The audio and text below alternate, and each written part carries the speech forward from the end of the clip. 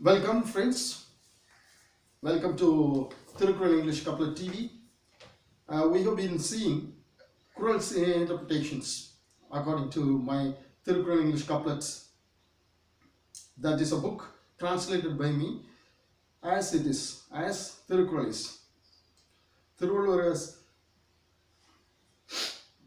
has written his Kurals, 1330 Kurals in 133 chapters, using 7 words, 4 plus 3 words. These 4 plus 3 words in 2 lines. The same way I have translated, bringing in the spirit of Thiruvallur, using semantical approach, that is according to the meaning of Kurals, using 2 grammars, 2 sorts of grammar, namely Kural Venba, the grammar used by Thiruvallur himself, and the couplet grammar, couplet's definition, grammar of a couplet definition, that is 2 lines with the same syllabic meter. Kural Venba, 4 plus 3 in 2 lines, 4 plus 3 word in 3 lines. The same way it has been translated. Better if you go to my introductory video and see for yourself for more details, and then you can come to this one and you can watch this one. Now we have come to the 23rd chapter, that is sharing or charity. Charity gives to those who return not. First Kural itself, this is the first Kural which gives, charity gives to those who return not. If you think that they will return, that is not charity. Charity gives to those who return not. That is the charity. So we don't expect anything. In the previous Quran, Thiruvallur said, in the first Quran itself, world never rewards rain, likewise for benevolence. In the first Quran of the 22nd chapter, he said like that. Now you have come to this 23rd chapter, where he says charity gives to those who return not, who are not able to return, who will not return, who are not concerned about the returning. You have to do some charity. You are giving some benevolence to the poor. The poor people will not be able to return you. They will not be able to return you. But it is your duty to do that. Benevolence is very important, because he is telling in the previous Qurans that benevolence should continue though one loses himself. And he is telling in one of the other Qurans that one who doesn't do benevolence is like a dead man. So it's very important we have to do that. Charity is also that. And the next Quran, 123. Give to the deserving at any cost. We have to give to the deserving. Deserving means the people who deserve, we have to give at any cost. We should not stop the giving. That is the important aspect of our being born in this world. So give to the deserving at any cost. That is why it is a good thing for our body also.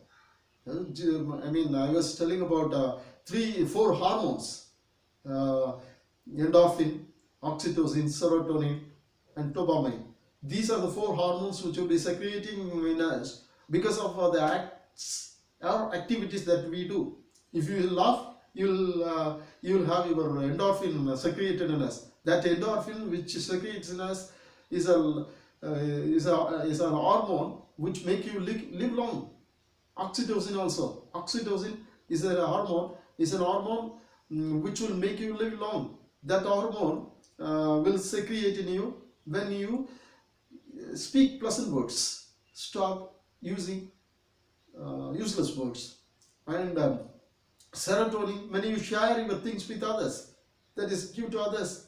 Here, for this, give to the deserving at any cost. You will have the oxytocin. That hormone will secrete in you. You will be living long for doing something good, and you will be having your own reward from law of the world. That is nature. And 223. Notwithstanding poverty, the noble continues helping silently. The noble people will be helping silently. This is also a very important thing. Noble people continue helping silently. Notwithstanding poverty, the noble continues helping silently. Noble people will be helping silently. Though they are poor, they will become poor. They will, because it is a promise that they will be they will not remain poor forever. It is there in the Thirukkural that whatever says that they will not be poor, they will not be encountering that poverty at all. They will not be encountering with poverty at all. That is why he is telling, notwithstanding poverty, the noble continues helping silently. That they will become rich also.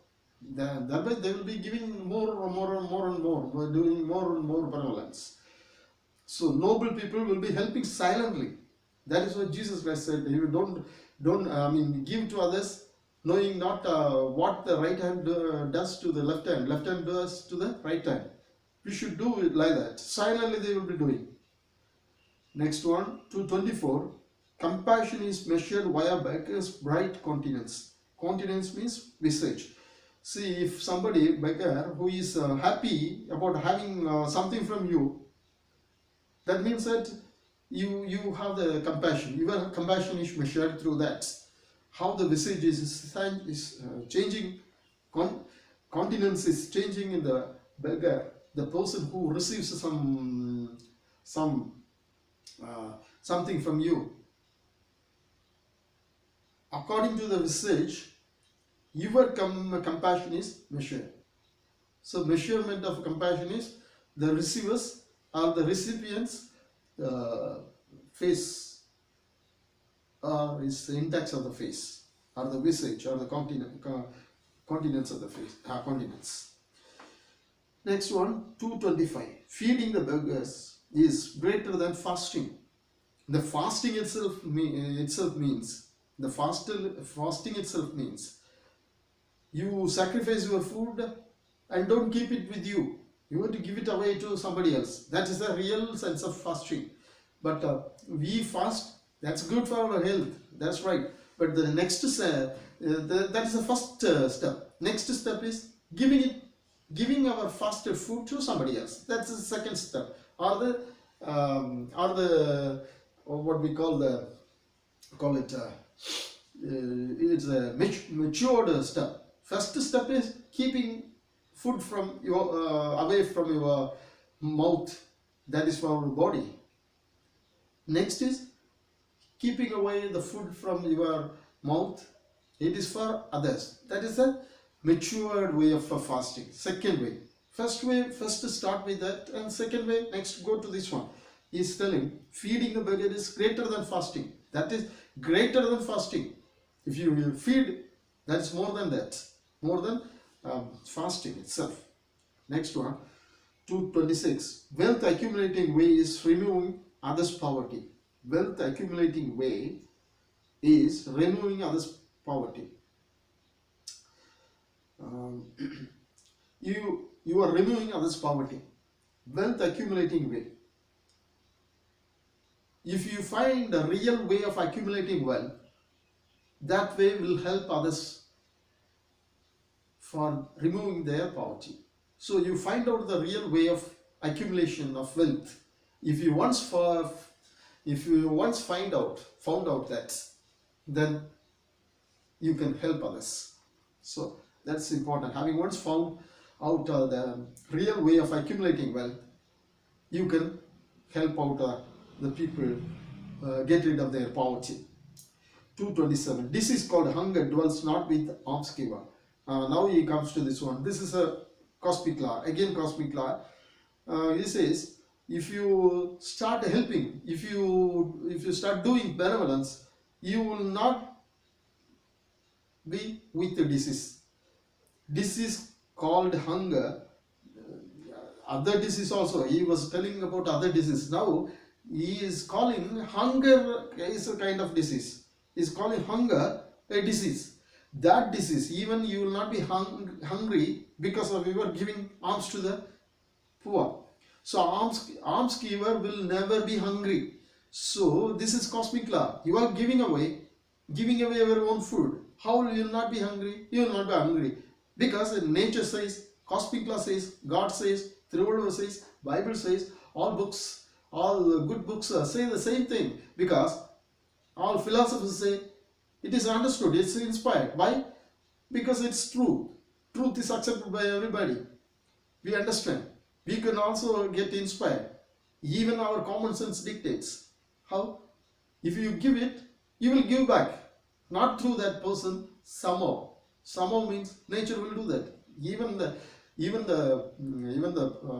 ordinary people will know about it. Some way or other, he will get back. That's a benevolence. Benevolence reward. Reward not through the person, through somebody else or something will reward you. Something will reward you. That is called a cosmic law. That you will never get hungry because of giving alms to the poor. Next one, 228. The selfish knows not pleasure of giving, but the people who are selfish will not have all this. He will not know the pleasure of giving. Pleasure of giving is this much. Oxytocin you will have, dopamine you will have, endorphin hormone you have, and you have serotonin hormone. All will be giving you pleasure. That pleasure, selfish people will not enjoy, and they will have all type of enjoyment, the pleasure out of the hormones that secrete in you because of your not being selfish. 229. Eating and sharing is worse than begging. Begging is not good, but worse thing is eating without giving is worse than that. Eating and sharing is worse than begging. So eating and sharing is worse than begging. So the eating, you should not eat without a sharing. That is what he wants to say. Eating and sharing is worse than begging. Death is worse. Stinginess, the worst one. Death is worse. Everybody knows that death is worse. It's not good one. But stinginess, the worst one. Stinginess is not giving to others. Not giving to is worse than that. So death is worse. But stinginess, the worst of all. Worst of all. Worse than this one. Death is worse. But stinginess is the worst of all. It's the worst one. It says. And ends with that one. Thank you.